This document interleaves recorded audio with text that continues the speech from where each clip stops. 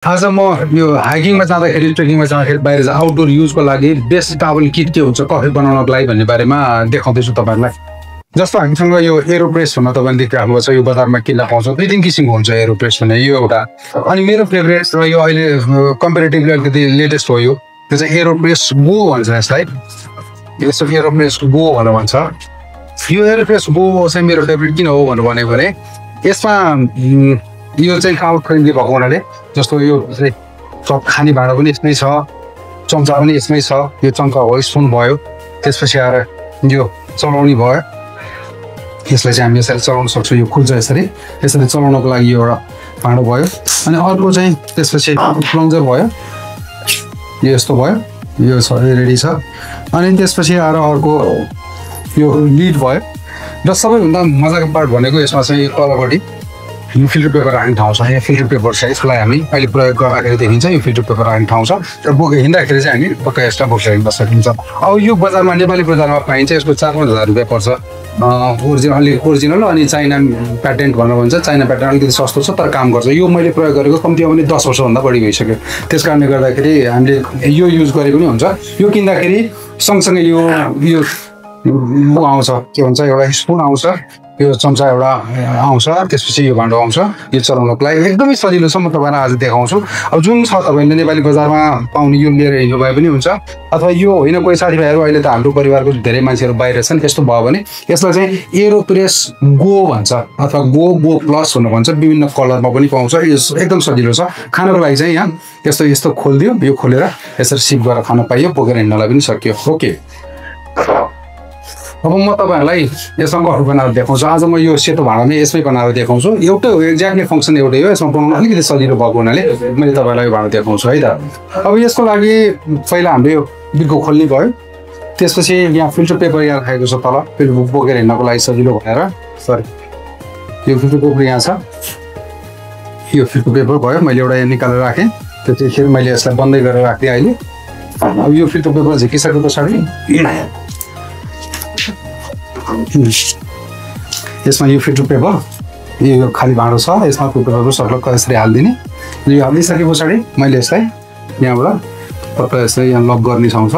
यो खाली भाँडो भयो। यो छैन, अब यही चाहिन्छ। यो नभएको बेलामा जुन अघि मैले भने यस्तो खाले साधारण हामीसँग छ भने पनि हामीसँग यो कप त बोकेर हिँडेका हुन्छौँ होइन। यो कपमै म तपाईँलाई बनाउन देखाइदिन्छु अहिले। यो कपको सट्टा यो भाँडो छ भने यसमै बोके पनि भयो, होइन भने यो कपमा म तपाईँलाई देखाइदिन्छु ताकि एकदम सजिलोसँग थाहा हुन्छ, हामीले बुझिन्छ कुराहरू। अब यो मैले पेपर हालेँ, यो खाली भयो, त्यसलाई मैले यो माथि राखेँ।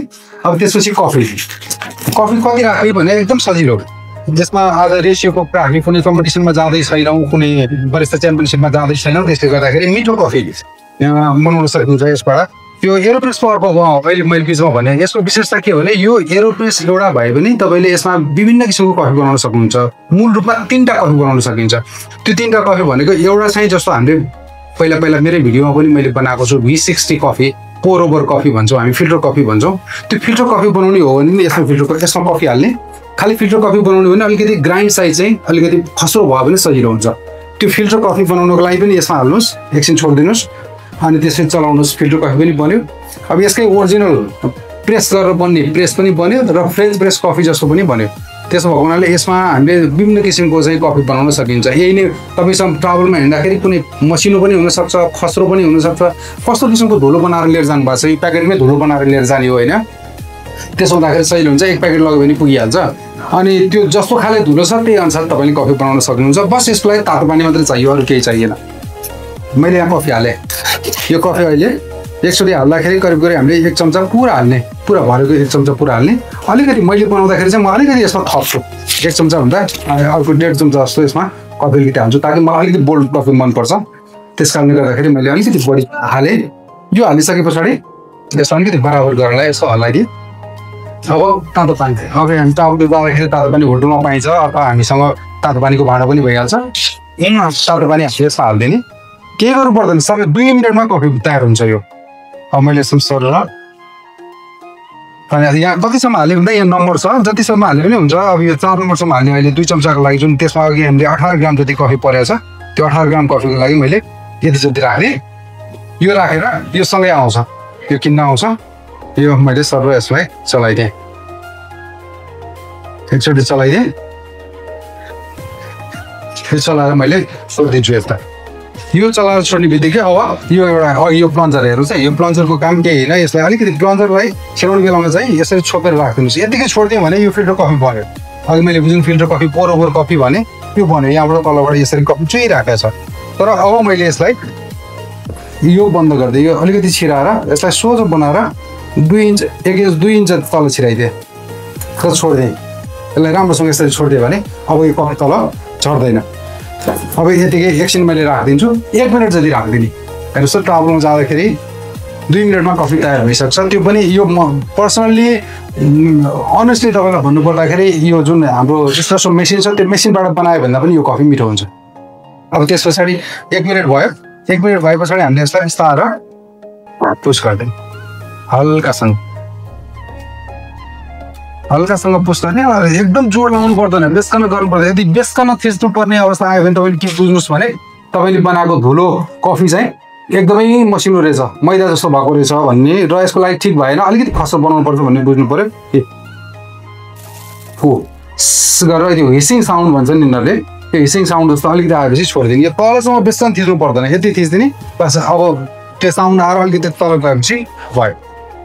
त्यसपछि मैले यसलाई सर्कै छिक्छु र यहाँ राख्ने लानुहोस् त कफी तयार भयो। अब यो स्टिलको भाँडामा तपाईँ देख्नुहुन्न, म यसरी किनेर देखाउँछु तपाईँ कफीको कलर त्यहाँदेखि चाहिँ हेर्नुहोस्। 1 कप बेस्ट कफी हो, अमेरिकानो कफी बन्यो। अब तपाईँलाई अब यसलाई क्यापुचिनो बनाउने अथवा एस्प्रेसो स्टाइलकै खानु पऱ्यो भनेदेखि थोरै पानी हाल्नुहोस्। अहिले मैले 1 कप बराबर पानी हालेँ। यो रेसियो कोही साथीहरू इन्ट्रेस्टेड हुनुहुन्छ भने 1 ग्राम कफी बराबर मैले 18 ग्राम पानी हालेको छु अहिले। तर त्यति हाल्नु पर्दैन। 13 ग्राम 14 ग्राम अथवा एकदमै कडा खानुहुन्छ भने 7-8 ग्रामको दरले 1 ग्राम कफी बराबर 8 ग्रामदेखि 10 ग्रामसम्म पानी हाल्नुभयो भने कडा हुन्छ। त्यो त्यसरी पनि खाना बनाउन सकिन्छ। यो हाम्रो कफी तयार भयो। हेर्नुहोस् अब कोही तपाईँहरू अब कोही दुध खाने हुन्छ, धेरै त्यस्तो मान्छेहरू हुन्छ ट्राभल गएको बेला पनि दुध कफी नै खान्छु भन्ने हो भने पाउडर दुध तपाईँले प्रयोग गर्न सक्नुहुन्छ। यसमा पाउडर दुध हाल्न सक्नुहुन्छ एउटा। र अर्को कुरो एउटा ख्याल गरिराखौँ, हामी जहिले पनि घरमा कफी नखाने मान्छे पनि तपाईँले ख्याल गर्नुभएको होला। आफू हिँड्दाखेरि तपाईँ हाइकिङ जानुभएको छ, ट्रेकिङ जानुभएको छ भने चाहिँ तपाईँलाई खुब कफी खान मन लाग्छ। त्यो अमृत जस्तो हुन्छ होइन। अनि त्यहाँ 300 रुपियाँ 400 रुपियाँ 500 रुपियाँ पर कप किनेर हामी खान्छौँ। तर यो आफैले बनाउनु भने आफूले बनाएको मजा अर्कै छ। अनि आफ्नो घरको 4-5 जना साथीभाइहरूसँगै बसेर जहाँ मन पऱ्यो त्यही कुनै एउटा राम्रो दृश्य देखिएको ठाउँमा एकछिन बसेर कफी खाँदाखेरिको मजा अर्कै हुन्छ। त्यस कारणले गर्दाखेरि मेरो स्ट्रङ सजेसन यहाँहरूलाई रिकमेन्डेसन के हो भने यो एरोप्रेस यो भाडा लिनुहोस्।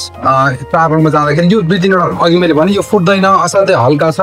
अनि अघि जुन मैले देखाएँ यो गो भने चाहिँ अघि यहाँ थिच्दाखेरि चाहिँ यसै गरी थिचेर यसमै सिधै कफी बन्यो। यसमा सिधै कफी बन्यो भने चाहिँ यस्तो भयो। अब अलिकति खानुहोस् अनि त्यसपछि सिप गर्दै तपाईँले लिएर जानु सक्नुभयो। यसको फोर फाल्नको लागि चाहिँ सिम्पल अघि हामीले यसरी राखिरहेको छौँ।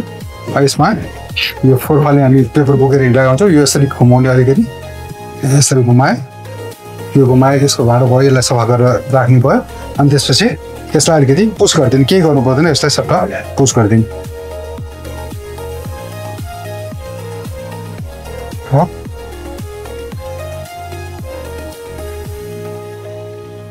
पुसिसके पछाडि यो गुड टु गो होइन।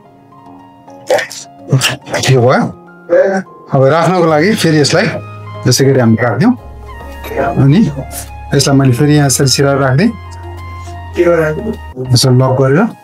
अनि त्यसपछि त्यसको जुन भाँडा छ यो चम्चा स्पुन जुन छ स्पुनलाई पनि मैले भाँचिराखेँ। त्यसपछि आएर यो अर्को छ यसलाई पनि यसलाई मैले पहिला फोल्ड गरेँ, यता फोल्ड गरेँ, यता फोल्ड गरेँ, फेरि यसरी यो फोल्ड गरेर यसलाई मैले यहाँ राखेँ र यसलाई